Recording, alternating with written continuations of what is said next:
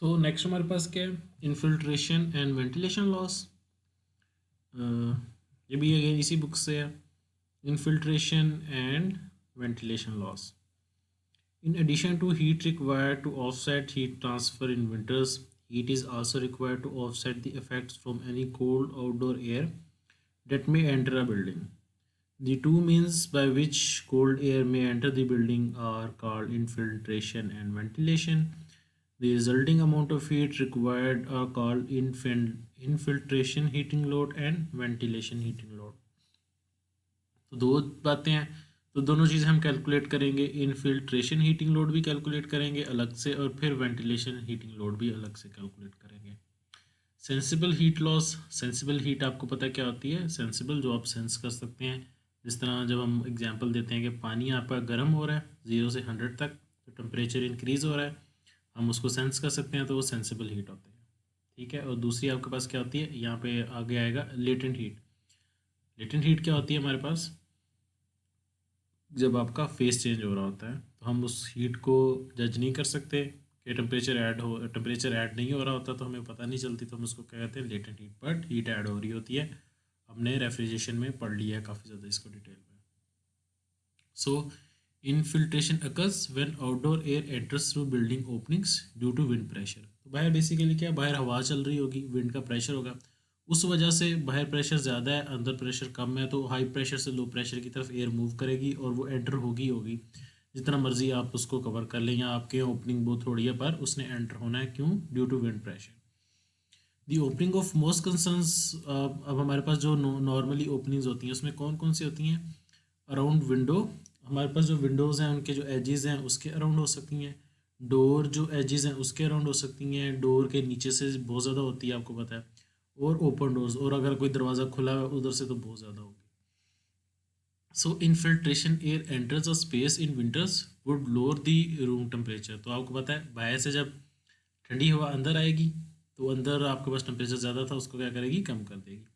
Therefore heat must be furnished to the room to overcome this effect. तो फिर हमें क्या करना पड़ेगा, हमें हीटिंग जो है वो रूम में सप्लाई कंटिन्यूसली करते रहने पड़ेगी ताकि जो अंदर हवा आ गई है ठंडी वो भी गर्म हो जाए। This heat is in addition to heat required to offset the heat transfer losses. अच्छा, ये जो है ना, अब ये नेक्स्ट चीज़ है, अब हमने पहले केस में क्या किया, जो दीवारों से हीट लॉस हो रही है वो अलग से हो रही है, वो भी हमने कवर अप करनी है। अब वो कह रहा है कि एडिशन है, ये एडिशन है क्योंकि पहले हमने क्रैक्स को कंसिडर नहीं किया था, विंडोज़ की ओपनिंग को, डोर ओपनिंग को कंसिडर नहीं किया था, अब उसको भी कंसिडर करें, अब ये और ऐड होगी है। The amount of heat required to offset the sensible heat loss from infiltration air can be determined। हमारे पास ये इक्वेशन है, QS is equal to M into C into T C. M के इसमें Q के, Q तो हमारे पास S उसने लगा दिया है बेसिकली, QS आप याद रखें सेंसिबल हीट का, ठीक है, sensible heat require to, QS जो है हमारे पास सेंसिबल हीट है, heat require to warm cold outdoor air जो अंदर आ गई है, ठीक है। M क्या है, weight flow rate of outdoor air infiltration, हमारे पास उसका वेट पाउंड पर और कितना वेट जो है एयर का अंदर आ गया उसकी बात की है। फिर सी है हमारे पास specific heat of air. Specific heat आपको पता है क्या होती है, अगर आपको नहीं पता वीडियो पॉज करके सर्च कर लें स्पेसिफिक हीट क्या चीज़ होती है, ठीक है। टी सी हमारे पास क्या है, temperature change between indoor and outdoor air, ये अगेन वही डेल्टा टी हमारे पास, ठीक हो गया। अब the weight flow rate of air M is express in pound per hour, ठीक है, जो ये है इसका पाउंड पर आवर है। However air flow rate in HVAC works usually measured in feet cube पर मिनट। हम क्या करते हैं कि जो HVAC के अंदर जो लोग काम करते हैं वो फीट क्यूब पर मिनट, फीट क्यूब क्या है, वॉल्यूम पर मिनट, कि कितने वॉल्यूम एयर जो है पर मिनट अंदर आ रही है वो इसको कैलकुलेट करते हैं और इसको वो क्या कहते हैं, CFM, ठीक है। If the units are converted using the appropriate specific heat of air the sensible heat equation is, तो इस इक्वेशन को वो क्या फिर लिखते हैं, QS is equal to 1.1 into CFM into TC, ठीक हो गया। और हमारे पास क्या है, QS अगेन वही सेंसिबल हीट था, CFM क्या है, air infiltration flow rate, floor क्या है, कितना वॉल्यूम आ रहा है पर मिनट के अंदर, और TC हमारे पास क्या था, अगेन डेल्टा टी था। तो नॉर्मली वो क्या कह रहा है कि हम ये वाली इक्वेशन यूज़ करते हैं कन्वर्ट करके यूनिट्स को, क्योंकि हमें ये चाहिए होती है वॉल्यूम पर मिनट कितना अंदर आ रहा है। ये तो थी सेंसिबल हीट। नेक्स्ट हमारे पास latent heat loss. Latent heat loss क्या है? Since infiltration air is often less humid than the room air, the room air humidity में फॉल। तो हमारे पास ह्यूमिडिटी क्या है? जो वाटर कंटेंट है, बेसिकली वाटर कंटेंट जो बाहर से आई है वो कम है, जो अंदर है ज़्यादा थे, तो क्या है ह्यूमिडिटी क्या हो जाएगी? कम हो जाएगी। If the room air humidity is to be maintain water vapour must be added. तो हमें सेकेंड चीज़ अब क्या करनी पड़ेगी? हमें वाटर वेपर्स भी ऐड करने पड़ेंगे रूम में। विंटर्स में ऐसा होता है कि आपका रूम ड्राई हो जाता है, ड्राई क्या है? ह्यूमिडिटी लेवल कम हो गया है, वाटर लेवल कंटेंट्स कम हो गए हैं, तो हमें क्या करना है? वाटर वेपर्स को ऐड करना पड़ेगा। The addition of this moisture requires heat. Latent heat of vaporization हमें चाहिए बेसिकली। अब this is expressed by the following. ये बेसिकली बहुत ज़्यादा जहाँ पे विंटर एरियाज होते हैं, जो लोग प्योर विंटर्स के अंदर रहते हैं, ये उनके लिए है। उनके लिए मोस्टली ये देखते हैं कि वहाँ पे वाटर जो ह्यूमिडिटी है वो कम हो गई है। अगर आप अभी इंटरनेट पे सर्च करें साथ में कि ह्यूमिडिटी कम है और उसके लिए इक्विपमेंट, तो आप देखिएगा बहुत ज़्यादा इक्विपमेंट आते हैं जो कि रूम की ह्यूमिडिटी को इंक्रीज़ करते हैं। तो बहुत सारे एरियाज ऐसे होते हैं जहाँ पे ह्यूमिडिटी कम होती है, तो वहाँ पे वो लोग इक्विपमेंट यूज़ करते हैं ह्यूमिडिटी इंक्रीज़ करने के लिए। पाकिस्तान में तो वैसे ह्यूमिडिटी ज़्यादा होती है, तो हम उसको कम कर रहे होते हैं। तो ऐसे एरियाज़ हैं जहाँ पे कम होती है और लोग उसको ज़्यादा करते हैं। तो सर उस केस के लिए ये हमारे पास इक्वेशन बनेगी। अब वो क्यू टी है, latent heat 0.68 into CFM। CFM का मतलब पता है, एयर फिल्ट्रेशन है, WI - W0, और WI क्या हमारे पास? हायर इंडोर जो है हमारे पास वो ह्यूमिडिटी है, एंड लोअर ह्यूमिडिटी रेशो। ठीक है, और इसका क्या यूनिट क्या है? वाटर पर पाउंड ड्राई एयर। जब हम एग्जाम्पल करते हैं तो आपको ज़्यादा समझ आ जाएगी। फिर नेक्स्ट हमारे पास फाइंडिंग द इनफिल्ट्रेशन रेट। ये मैंने आपको पहले भी करवाया हुआ है कि इनफिल्ट्रेशन रेट कैसे फाइंड करते हैं। दो मेथड्स हैं हमारे पास। हमने आपको मैंने ये वाला जो एयर चेंज मेथड है ये करवाया हुआ है कि एक और में कितनी एयर चेंज हो जाए, वो आपको याद होगा। दो मेथड है वो बता रहा है, क्रैक मेथड है, एक एयर चेंज मेथड है हमारे पास। क्रैक मेथड क्या है हमारे पास? The crack method assumes that a reasonably accurate estimate of the rate of air infiltration per foot of crack opening can be measured। Energy code list हमारे पास यहाँ पर list है। विंडोज़ की वो बात कर रहा है कि विंडोज़ के जो कंपोनेंट्स हैं 0.37 CFM पर फुट, वो बात कर रहा है कि हमने क्या किया हुआ है? क्रैक ओपनिंग उसने एक मेजर करके टेबल बनाया हुआ है। फिर हमारे पास रेजिडेंशियल डोर्स जो घरों के डोर्स हैं उसकी बात की है कि अगर हमारे पास फिट स्क्वायर एरिया ले लें, तो अगर हमारे पास 1 फीट स्क्वायर होगा डोर, तो उसका होगा 0.5। और अगर लेट्स सपोज आपका डोर जो है वो 8 फुट स्क्वायर है, तो हम उसको मल्टीप्लाई कर देंगे 8 के साथ। फिर नॉन रेजिडेंशियल डोर्स, तो ये हमारे पास टेबल्स हैं, ऑलरेडी अवेलेबल टेबल्स हैं जिनके ऊपर CFM की वैल्यूज़ गिवन है। अब हमारे पास एग्जांपल है। एग्जांपल में उसने क्या कहा है? The window in a building air are to be replace to meet local infiltration energy standards.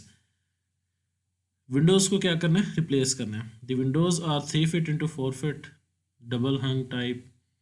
Indoor and outdoor design temperature और आपके पास गिवन है। आपने क्या किया? फ्रॉम टेबल 3.4 जो ऊपर ये टेबल था हमारे पास, इससे हमने क्या किया? विंडोज़ की इनफिल्ट्रेशन 0.37 आ गई हमारे पास। ये टोटल क्रैक लेंथ हम आपने क्या किया? अब जो क्रैक की टोटल लेंथ है ये 3 फीट है, 3 फीट इस तरफ को होगी और 3 फीट ऊपर को होगी, 4 फीट इस तरफ हो गई है, 4 फीट इस तरफ को होगी। ठीक है, तो बेसिकली क्या हो गया आपके पास आंसर आ गया 70 feet. Note the allowance of for the crack at the middle rail of our double hung window as shown in figure 3.9। 3.9 ये हमारे पास विंडो है। ठीक है, अब आप ये देखें, 4 ये वाली साइड, 4 ये वाली साइड, 3 ये वाली, 3 ये वाली, 3 ये वाली। ठीक है, तो टोटल हमारे पास क्या होगी? क्रैक की उसने क्या कह दिया? 17 फीट का क्रैक बन गया हमारे पास। द टोटल इनफिल्ट्रेशन रेट 0.37 हमारे पास टेबल में गिवन थी, CFM पर फुट, उसको हमने मल्टीप्लाई कर दिया 17 फुट के साथ, तो हमारे पास CFM की वैल्यू क्या आ गई? 6.3। तो फिर हमारे पास इक्वेशन थी ये हमने लास्ट टाइम जो की थी इनफिल्ट्रेशन की, QS is equal to 1.1 into CFM into TC। तो QS जो हमारे पास आ गया sensible heat loss 415 BTU per hour. ठीक हो गया, तो ये हमारे पास हमने ये कर लिया, इसको भी समझ लिया।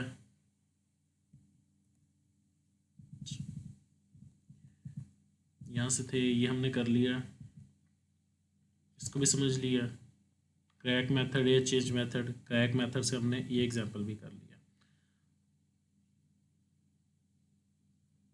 अब वो बात करें कि अगर आपके पास पुअरली फिटेड विंडोज़ में have up to 5 time of sash leakage.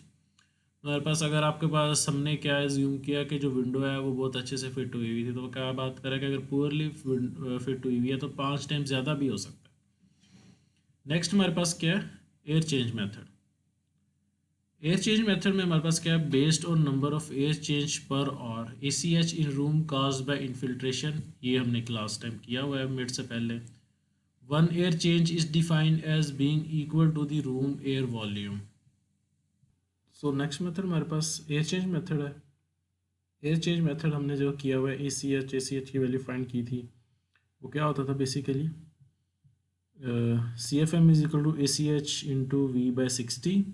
CFM की वैल्यू है ना असल में, फार्मूले में तो CFM है, तो CFM तो हमारे पास क्या था, air infiltration rate. ACH number of air changes per और फॉर रूम। V हमारे पास क्या, वॉल्यूम। हमारे पास ये एक छोटी सी एग्जांपल है ताकि आपको समझ आ जाए कि अगर हमारे पास 20 feet into 10 feet and 8 feet high room है, has a 0.7 air changes per और due to infiltration, find infiltration rate in CFM, तो CFM में उसने कन्वर्ट कर लिया इसको। ठीक है, तो हमारे पास यहाँ पे थे, ये भी हो गया। ये हम कह रहे थे कि पुअरली फिटेड विंडोज़ जो होती हैं वो 5 टाइम्स जो है ज़्यादा लीकेज हो सकती है।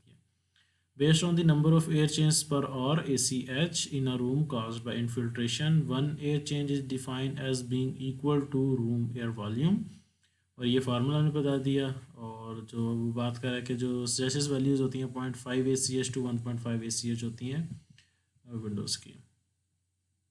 नेक्स्ट हमारे पास क्या है, ventilation outside air load. In order to maintain the indoor air quality, outside air is brought into the non-residential buildings through the mechanical ventilation equipment. Since outside air is at outdoor temperature and humidity, it will be an additional part of the building heating load. To find ventilation heat load, ventilation basically क्या है कि अब आपको खुद करवाते हैं ventilation. Ventilation का मतलब क्या होता है कि जो अंदर जो आपके पास एयर है, अब उसमें क्या स्मेल है या कोई बैक्टीरिया है, वायरसेस हैं, तो उसको क्लीन करने के लिए फिर आप कहते हैं वेंटिलेट करते हैं। तो वेंटिलेट हम खुद करते हैं, एग्जॉस्ट फैन जिस तरह लगाते हैं, एग्जॉस्ट फैन वेंटिलेशन के लिए किया जाता है। तो क्या करते हैं, हम आउटसाइड एयर को इनसाइड लेके आते हैं ताकि हमारे पास फ्रेश एयर आए। कोई भी उसकी रीज़न हो सकती है। अब जब आपके पास फ्रेश एयर आएगी तो उसने बताया कि क्या होगा, वो आउटडोर टेम्परेचर उसी ह्यूमिडिटी के ऊपर आएगी, तो फिर हमें उसको क्या करना पड़ेगा कि हमें उसको हीट करना पड़ेगा जो हमारे पास रूम का टेम्परेचर है उसके ऊपर करने के लिए।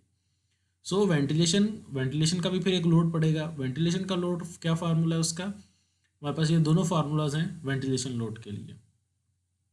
ठीक है, वेंटिलेशन आउटसाइड एयर की बात कर ली। यहाँ पे एग्जांपल है एक छोटी सी, क्या है, building with sealed windows is maintain at 75 Fahrenheit with an outdoor temperature -5।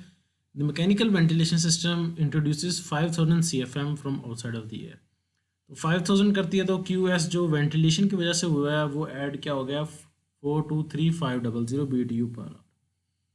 ठीक हो गया। तो हमने ये क्या किया, खुद किया है वेंटिलेट करने के लिए एयर को, बाहर की एयर जो है उसको अंदर लाने के लिए फ्रेश एयर आ जाए। Unheated space temperature. Some design assumes temperature of unheated space is halfway between indoor and outdoor design conditions. If unheated space has a large exposed glass area, it is better to assume the space is at outdoor temperature। Unheated क्या है, basically आपने room को heat कर लिया, room के बाहर कोई corridor है उसको आपने हीट नहीं किया, तो वो बेसिकली ये अनहीटेड स्पेस टेम्परेचर हो गया। और उसने क्या कहा है कि अगर unheated space has a large expose glass area, कोई भी ऐसा जो ग्लास एरिया या कोई बहुत बड़ी विंडो है उसके में, तो हम क्या करते हैं, उसको भी एज्यूम करते हैं कि वो आउटसाइड ही है कैलकुलेशन में। तो लास्ट में हमारे पास समरी है बस, कि select appropriate indoor and outdoor design temperature for each room, find areas of expose Windows, walls and so forth through which there will be heat transfer। Select appropriate U values or R values, calculate heat transfer losses, find the room infiltration heat loss, find the room heating load। So ये हमारे पास था।